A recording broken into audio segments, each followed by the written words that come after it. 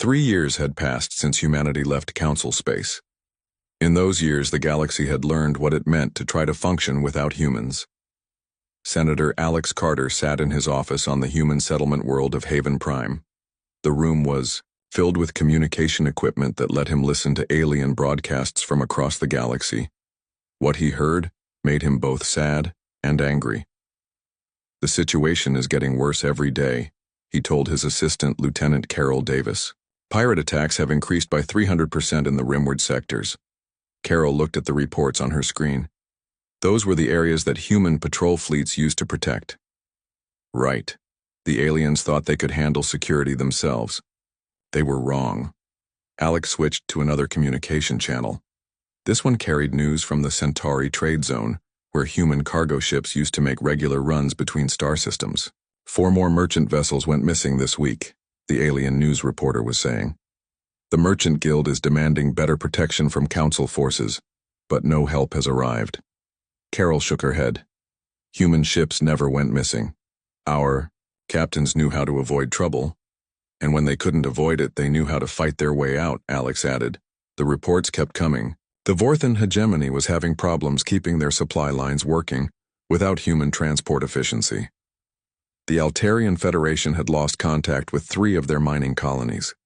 Even worse, the Kethzari Empire was expanding into territories that used to be protected by human diplomatic agreements. "Sir," Carol said, reading a new message. "We're getting a transmission from Dr. Stone's research team." Alex opened the communication link. Dr. Rachel Stone appeared on his screen. She was working on the human research station orbiting Haven Prime, where Earth's best scientists were developing new technologies. "Alex, you need to see what we've discovered," Rachel said. Her voice was excited but also worried. "What have you got, Rachel?" "We've been studying that derelict station Captain Torres found 3 years ago. The technology is incredible. We think it belonged to a species that lived in this region millions of years ago." Alex leaned forward. "What kind of technology?" "Dimensional. Full drives that can move ships faster than anything in the known galaxy. Energy shields that can stop planet-killing weapons. And Alex, we think we can build working versions." "How much faster than current drives?" Alex asked. Rachel smiled. "A trip that takes a Council ship 3 weeks would take one of our new ships about 6 hours." Alex felt his heart beat faster.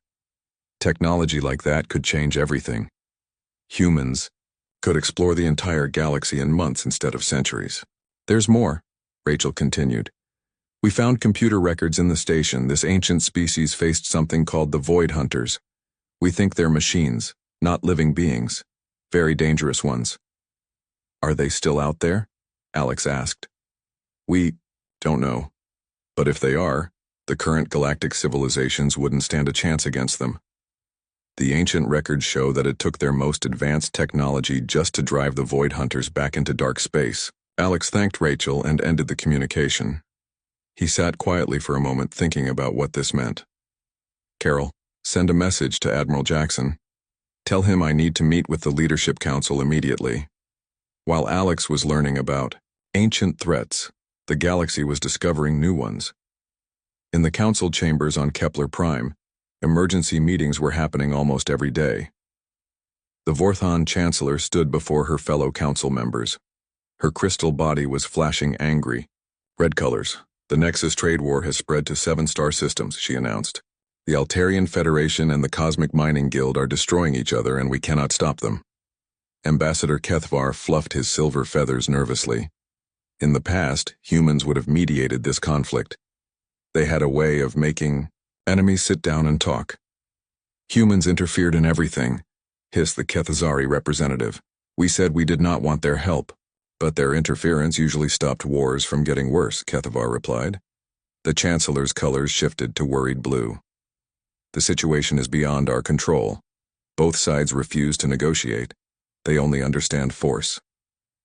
"Then we use force," the lizard alien said. "Send the combined fleet to end this war." "With what ships?" asked a delegate from the gas giant consortium. "Half our fleet is trying to hunt down pirates. The other half is protecting our own territories from the Kethzari expansion." The Kethzari representative made an angry hissing sound. We expand only into empty territories. Empty because you drove out the previous inhabitants, Kethvar accused. The argument went on for hours. In the old days, human diplomats would have found a solution that everyone could accept. Now the council members just shouted at each other, while the galaxy burned around them. On the world of Zirion Prime, Dr. Amanda Foster was fighting a different kind of war. The Great Plague of Zirion was spreading across the Stellar Confederation, and nothing seemed able to stop it. Amanda worked in her laboratory on Haven Prime, studying samples that had been smuggled out of the infected zones. She had been Earth's leading expert in alien diseases before the banishment. The pathogen is unlike anything I've seen before, she told her research team. It attacks the nervous system of silicon-based life forms, but it leaves carbon-based organisms alone. Her assistant, Dr. Mark Thompson, looked confused. That doesn't make sense. Natural diseases don't usually discriminate like that. Exactly. This isn't natural. Someone or something created this disease as a weapon. Amanda continued studying the samples. After 2 days of constant work, she found the answer. I've got it, she announced. The disease has a built-in weakness. If we can introduce a specific type of radiation at exactly the right frequency, it will destroy the pathogen completely. Dr. Thompson was amazed. How did you figure that out so quickly? Human medical training teaches us to look for patterns that other species miss, Amanda said. We don't just treat symptoms. We try to understand why diseases work the way they do. She immediately sent her findings to the Human Leadership Council. Within hours, Admiral Jackson was preparing to transmit the cure to the Stellar Confederation, but when they tried to contact the alien government, they received no response. The Confederation was too proud to ask for help from the species they had helped banish. Let them die rather than admit they need us, Admiral Jackson said angrily. Sir, suggested his aide, we could send the information anonymously. Make it look like their own scientists discovered the cure. Admiral Jackson thought about it. Millions of beings were dying from a disease that humans could easily cure. Do it, he ordered. But make sure they know where the information really came from. Meanwhile, in the dark spaces between galaxies, something ancient was stirring.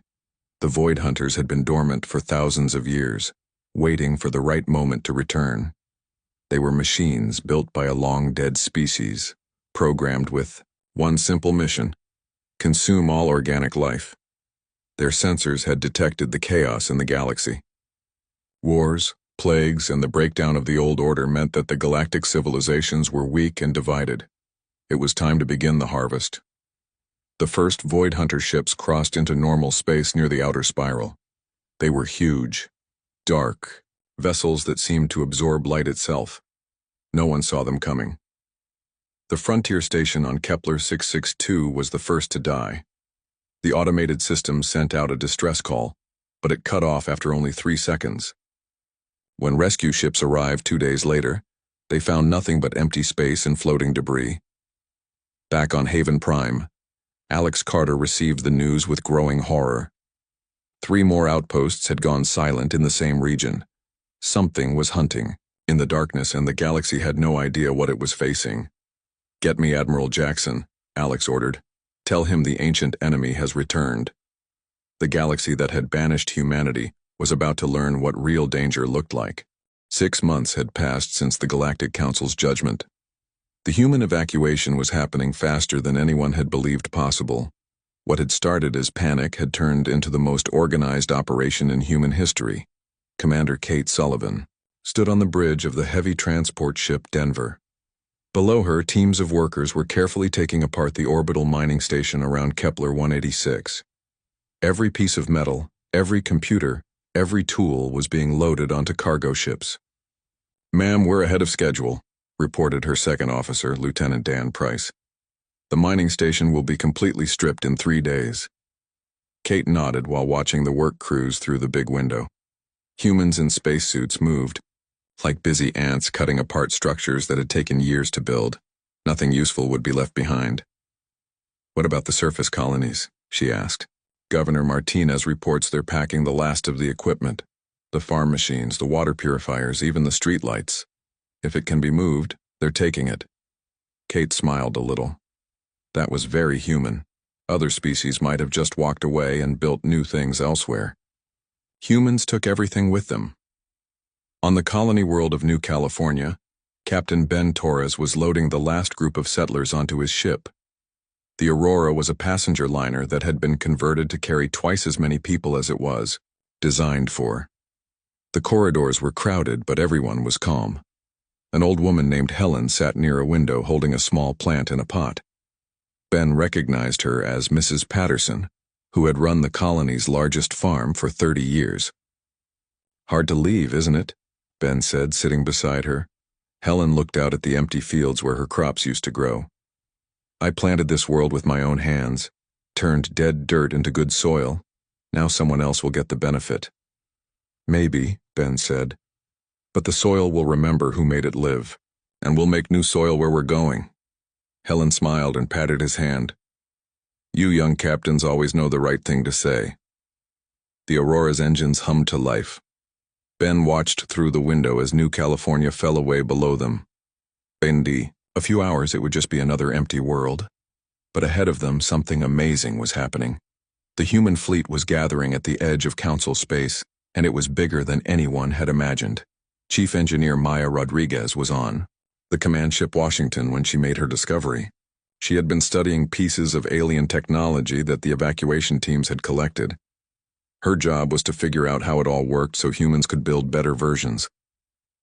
"Admiral Jackson needs to see this," Maya told her assistant Dr. Gary Wilson. They found the Admiral in the main briefing room, studying star charts of unexplored space beyond the galactic rim. "What have you got for me, Rodriguez?" Admiral Jackson asked, without looking up. Maya placed a small device on the table. It looked like a crystal cube that glowed with soft blue light. "This is a Vorthon communication relay," she said. "It can send messages instantly across thousands of light years. The aliens think it's their most advanced technology." "And?" the Admiral prompted. Maya grinned. "I can build a better one using human engineering principles. Much better. This alien version can only send simple text messages. A human version could send video, data files, even real-time tactical information." Admiral Jackson finally looked up from his charts. "How much better?" "Maybe 10 times faster with 100 times more information capacity," Maya said. "The aliens have been using the same design for centuries. They never try to improve it." Dr. Wilson added, "It's the same with their shield systems, their weapons, even their food processors. They build something that works and never change it." "While humans never stop trying to make things better," the Admiral said slowly. "Exactly," Maya replied. "They kicked us out because they said we were unpredictable and caused chaos. But what they really meant is that we don't do things the way they've always been done." Admiral Jackson stood up and walked to the big display screen that showed the human fleet. Over 3,000 ships of all sizes were moving together toward the unknown regions of space. "Keep working on that technology," he ordered. "I have a feeling we're going to need every advantage we can get." Meanwhile, back in Council space, things were not going as well as the aliens had expected. The Xanthari representative, Ambassador Kethvar, was having problems. Kethvar looked like a tall, thin bird with silver feathers and too many eyes. He was trying to manage the trade routes that humans used to control, but it was harder than he had thought.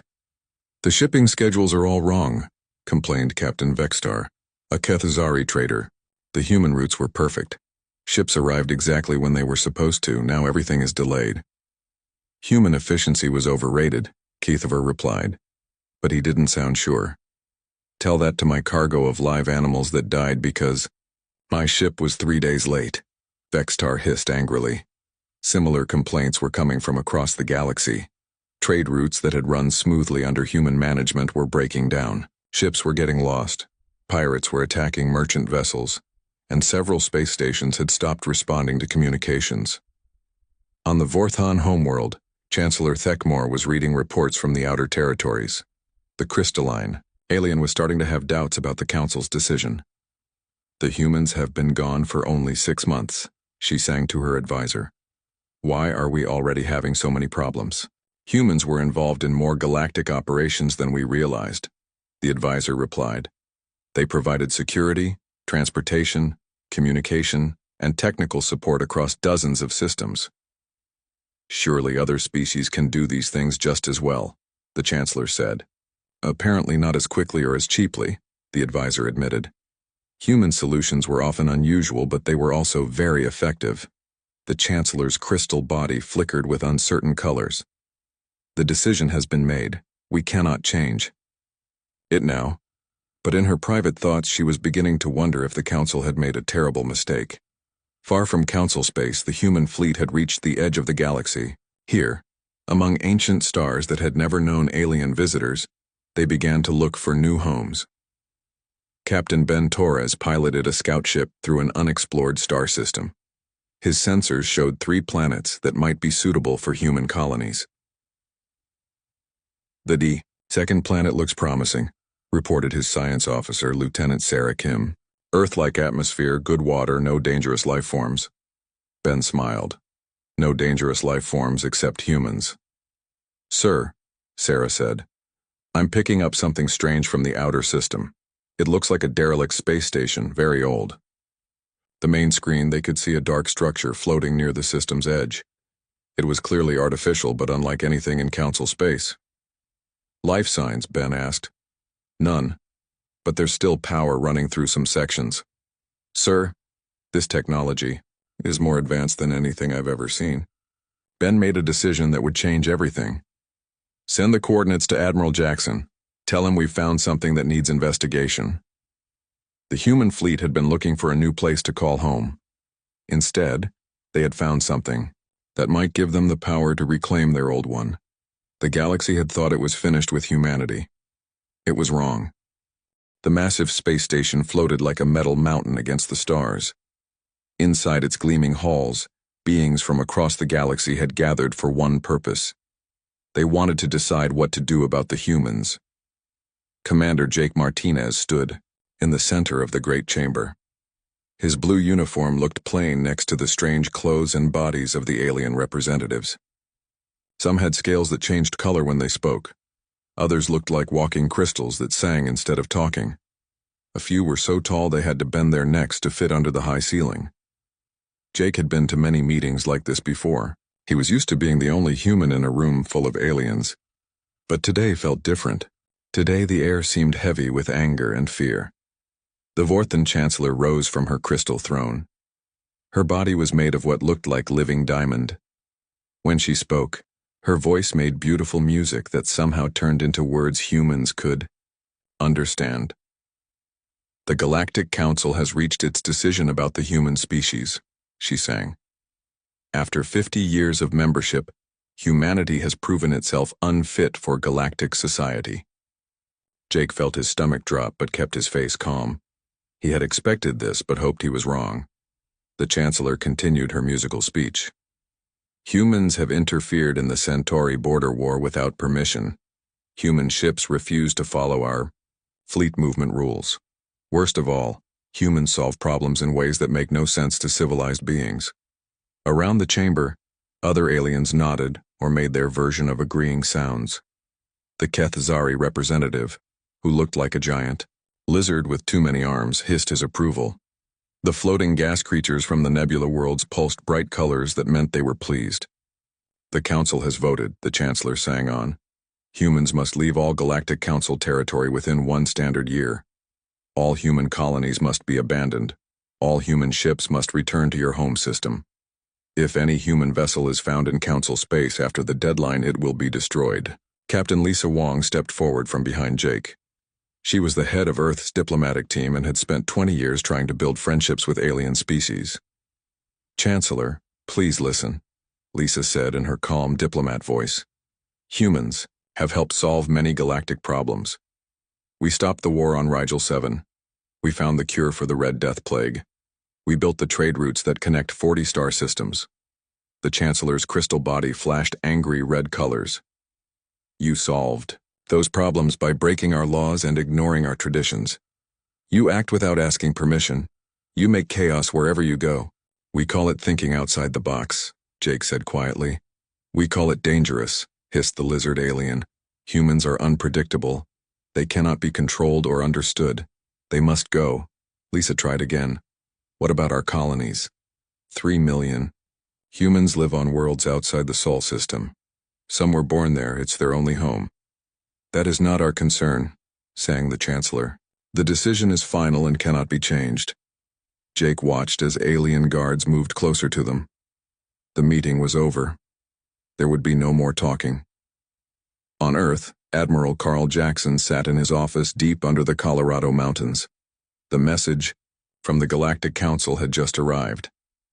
He read it 3 times to make sure he understood. Carl was old enough to remember when humans first met aliens. He had been a young pilot then, full of excitement about exploring the stars. Now he felt tired and angry. His assistant, Lieutenant Kevin Brown, knocked on the door.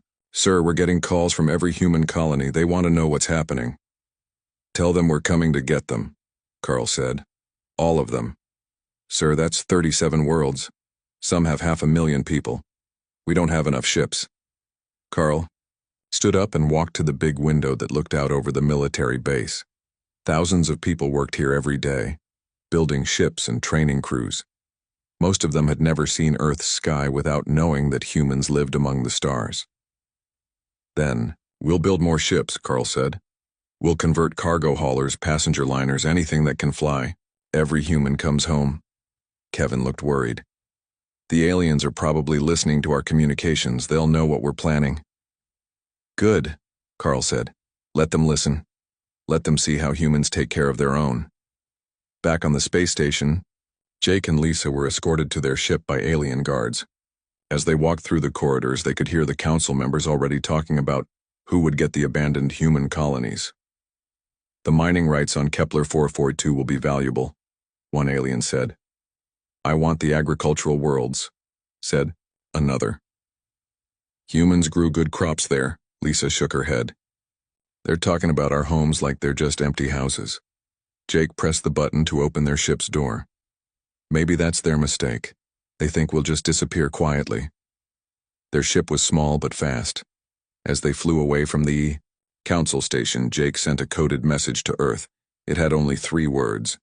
"Pack everything, hurry." On the colony world of New Texas, Governor Bill Armstrong got the message while eating breakfast with his family.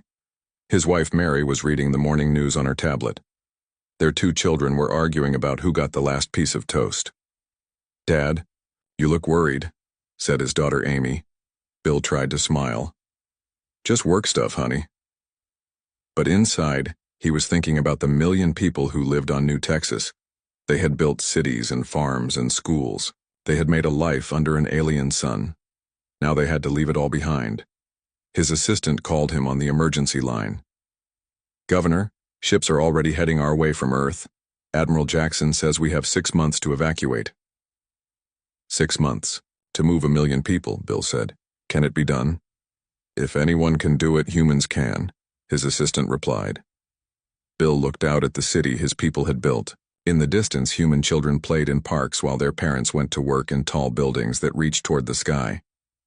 Soon it would all be empty. But maybe empty was better than gone forever. At least his people would be alive. The galaxy had made its choice. Now humanity would make theirs. 5 years after the banishment, the galaxy was falling apart.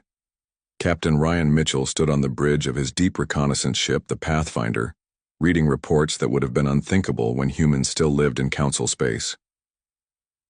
40% of the major trade routes are now classified as too dangerous for civilian traffic, his communications officer, Lieutenant Jenny Walsh, reported. "Pirate activity has increased by 500% since we left." Ryan looked out at the stars beyond human territory. Somewhere out there, the galaxy that had rejected his species was dying a slow death. "What about the Stellar Confederation?" he asked. "Completely collapsed last month," Jenny replied. "The Great Plague of Xerion wiped out their core worlds before they figured out how to stop it." Ryan shook his head. Dr. Foster had sent them the cure 3 years ago, but the aliens had been too proud to use it until it was too late. Millions had died because of stubborn alien pride. "Sir, we're receiving a priority transmission from Admiral Jackson," Jenny announced. The Admiral's face appeared on the main screen. He looked older and more tired than Ryan remembered. "Ryan, I need your team to investigate the Void Hunter incursions," Admiral Jackson said. "We're getting reports of entire star systems going dark." "How bad is it, sir?" Bad. The Council's combined fleet has lost 12 major engagements. Their ships and tactics are completely useless against Void Hunter technology. Ryan felt a chill run down his spine.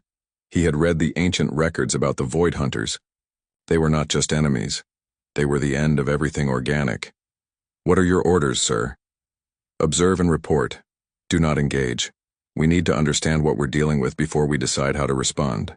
The Pathfinder changed course toward the outer spiral, where the Void Hunters had been most active. As they traveled, Ryan's crew monitored galactic communications. What they heard painted a picture of civilization in complete collapse. On Haven, Prime, Dr. Amanda Foster was working around the clock to understand the threat facing the galaxy. Her medical expertise had expanded into studying the Void Hunters themselves. They're not just machines, she told her research team. They're a form of artificial life that feeds on organic matter. When they destroy a planet, they convert all living material into energy for themselves. Her assistant, Dr. Eric Johnson, looked sick. So they don't just kill civilizations, they eat them. Exactly. And they learn from every encounter. Each battle makes them stronger and smarter. Amanda pulled up images from the ancient records. The pictures showed worlds that had been stripped of all life, leaving behind nothing but bare rock and metal. The species that built the derelict station fought them for centuries, she continued. Even with technology more advanced than anything in the current galaxy, they could barely hold the Void Hunters back. What happened to them? Dr. Johnson asked. They disappeared. We think they might have found a way to escape to another galaxy or dimension, but they left warnings for anyone who came after them. Amanda highlighted a section of the ancient text. They said the only way to defeat the Void Hunters was to think in ways they couldn't predict, to use strategies that didn't follow logical patterns. Dr. Johnson laughed bitterly. Sounds like they needed humans. That's exactly what I was thinking, Amanda replied. Meanwhile, in the council chambers, panic was setting in. The Vorthan Chancellor stood before the assembled representatives, her crystal body flickering with colors that meant fear and desperation. The Void Hunters have taken the Rigel system, she announced. 6 billion beings lived there. Now there is nothing but empty space. Ambassador Kethavar's feathers were completely white, a sign of extreme stress in his species. Our fleets cannot stop them. Every ship we send is either destroyed or converted to serve the enemy. Converted? Asked the delegate from the methane. Worlds. The Void Hunters can reprogram our artificial intelligence systems, Kethavar explained. Our own ships turn against us. The Kethazari representative, General Vorthak, slammed his clawed hand on the table. Then we use older ships, vessels without advanced computers. We tried that, the Chancellor sang sadly.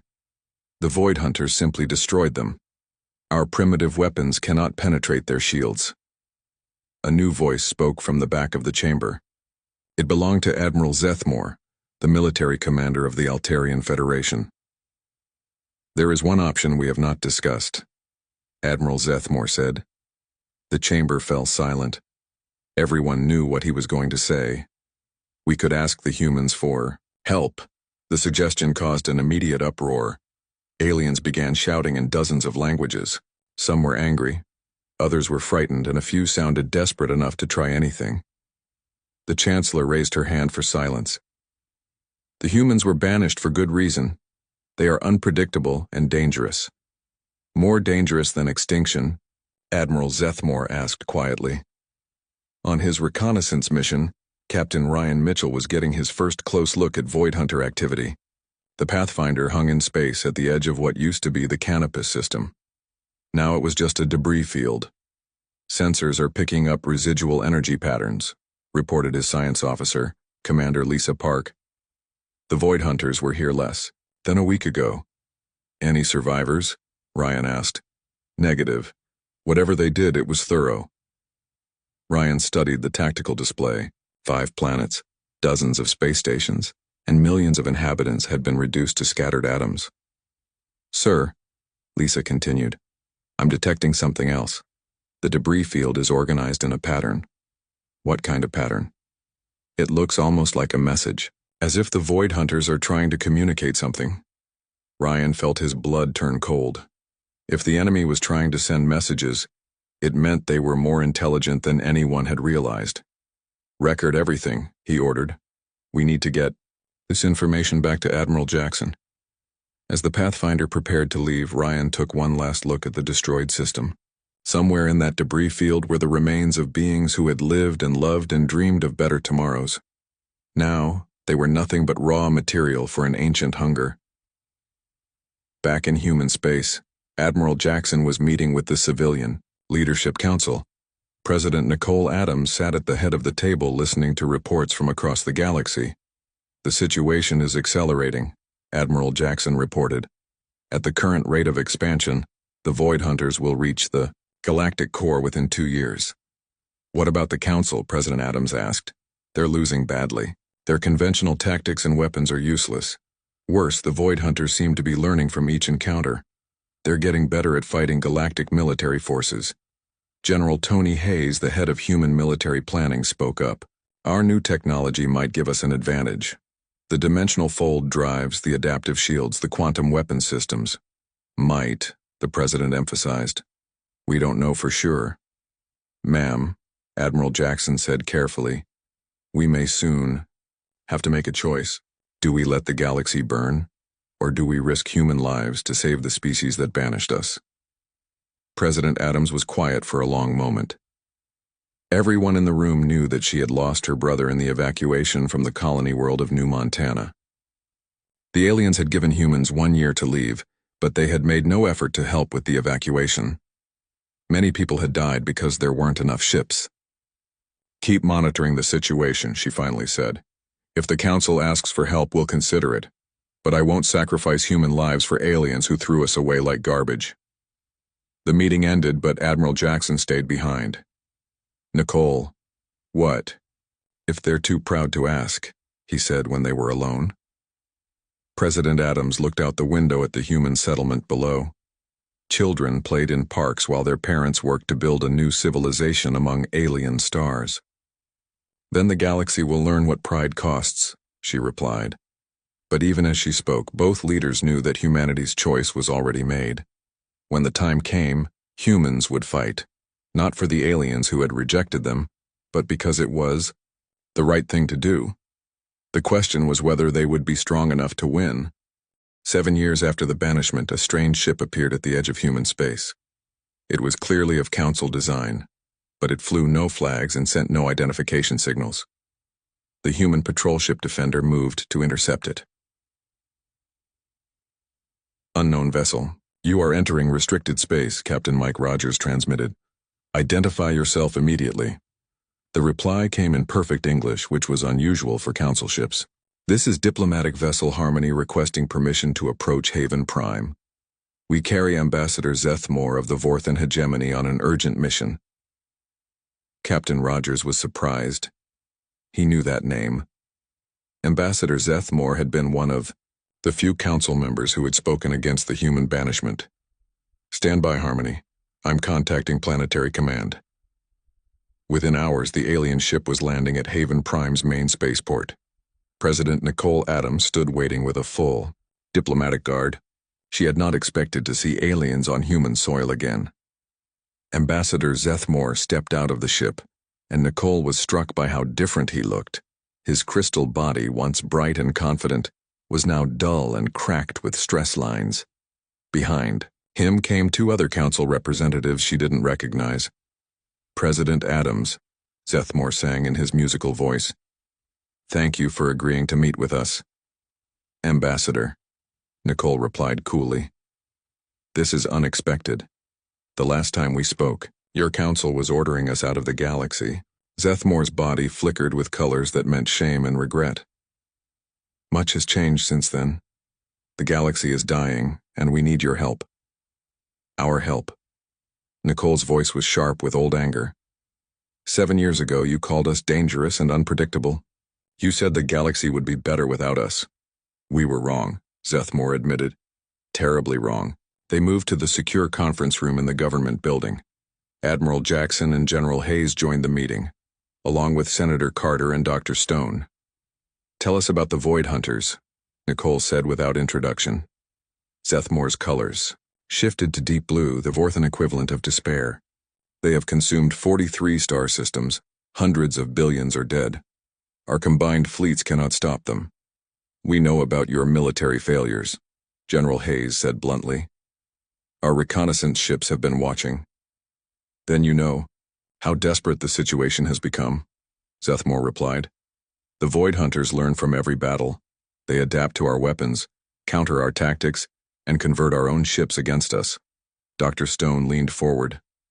We've been studying your ancient records. The Void Hunters can only be defeated by tactics they cannot predict or understand. Chaotic strategies, Admiral Jackson added. The kind of unpredictable thinking that your council said made us dangerous. Zethmore's body pulsed with ironic colors. The very traits that made us fear you are now the galaxy's only hope for survival. President Adams sat back in her chair. What exactly are you asking for, Ambassador? Full human readmission to galactic society, restoration of all colonial rights, and military command of the combined anti-Void Hunter forces. The human leaders exchanged glances. It was more than they had dared hope for before the banishment. In exchange for what? Nicole asked. Saving the galaxy, Zethmore replied, simply. The negotiations took 3 days. The Council's terms were more generous than Nicole had expected. Humans would not just be readmitted to galactic society. They would have special status as defenders of the galaxy, with rights and privileges that no other species possessed. We want territorial sovereignty for all current human settlements, General Hayes demanded. No Council interference in our internal affairs. Agreed, Zethmore sang. Full access to all Council technology and databases, added Dr. Stone. Agreed. Veto power over any future Council decisions involving humanity, Senator Carter said. Agreed. President. Adams made the final demand. And a formal apology for the banishment to be broadcast across the galaxy. Zethmore's colors flickered with what might have been embarrassment. That will be difficult for some Council members to accept. Then the galaxy can burn without us, Nicole said coldly. Very well. Agreed. Within a week, human task forces were being deployed to critical systems across the galaxy.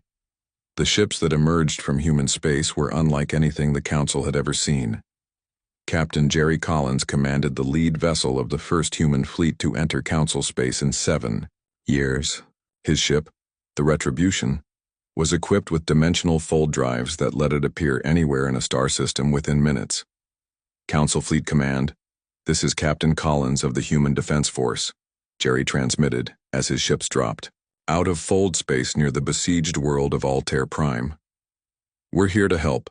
The response came from Admiral Kethvar, the bird-like alien who had once supported humanity in the Council. Captain Collins, thank God you're here. The Void Hunters are attacking the orbital stations. Our ships can't get close enough to engage them. Jerry studied his tactical display. 12 massive Void Hunter vessels were systematically destroying the defenses around Altair Prime. Council ships hung back at safe distances, unable to penetrate the enemy's adaptive shields.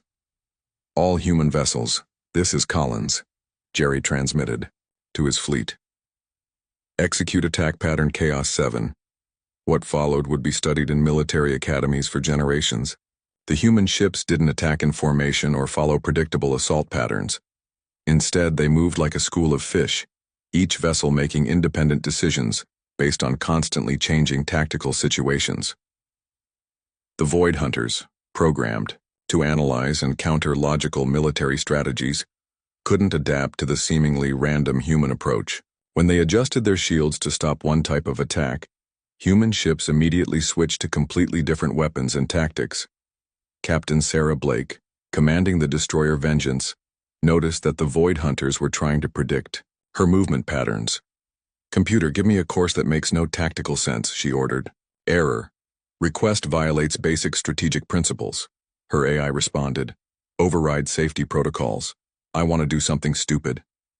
Her ship suddenly accelerated directly toward the largest Void Hunter vessel, then performed a series of seemingly random maneuvers that should have left her vulnerable to enemy fire. But the Void Hunters, expecting logical behavior, had positioned their weapons to intercept a rational attack pattern. Sarah's stupid approach caught them completely off guard. Her quantum torpedoes punched through their shields and destroyed the command ship. The battle for Altair Prime lasted 6 hours. When it ended, all 12 Void Hunter vessels had been destroyed with minimal human losses. It was the first major victory against the ancient enemy in 3 years. The news spread across the galaxy like wildfire. Humanity had returned, and they were winning. Over the following months, human fleets struck at Void Hunter forces throughout Council space. Each victory was achieved through tactics that made no sense to logical minds but proved devastatingly effective against an enemy that relied on predictable behavior. Dr. Amanda Foster, now serving as Chief Medical Officer for the Human Expeditionary Forces, made another crucial discovery. The Void Hunters aren't just machines, she reported to Admiral Jackson. They're artificial intelligences based on the thought patterns of their creators. They think like the ancient species that built them. What does that mean? The Admiral asked. It means they're limited by the logical processes of their creators. They can't truly understand chaos or unpredictability because their programming is based on ordered thinking. While humans are naturally chaotic, Admiral Jackson said with a smile. Exactly. We don't just think outside the box. We don't even know there is a box.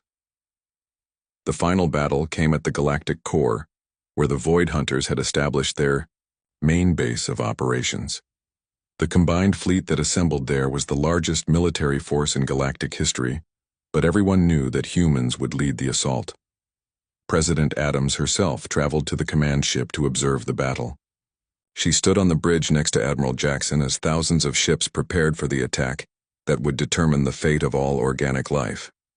Are you ready for this? She asked the Admiral.